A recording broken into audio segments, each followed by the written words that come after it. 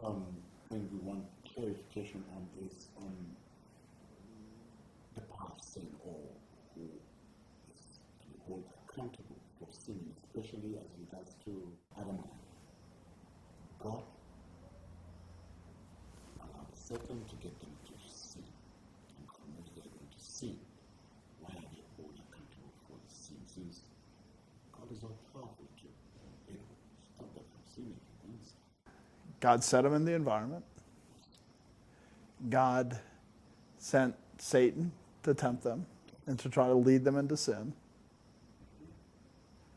And God knew that they were going to sin. So how is God not the author of sin? God is not the author of sin because how did sin come into the world? He told Adam, do not eat of the tree of the knowledge of good and evil. How did sin come into the world?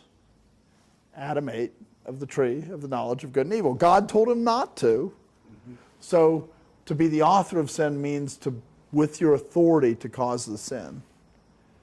Did God, with his authority, cause Adam to sin? No. All he did was tell him not to do something. It's like Paul in Romans says, I didn't know what covetousness was until I read, thou shalt not covet, and then covetousness sprung up in my heart. That doesn't mean God is responsible for the covetousness of Paul. God said, don't do it. In Paul's heart of rebellion, did it. Satan tempted him, but Adam's the one who broke the commandment. Adam is the one who's guilty.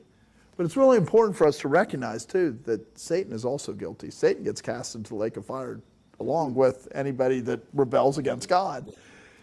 And it's important to think about that because when we put this into a human perspective, it's easy to say, oh, I was misled.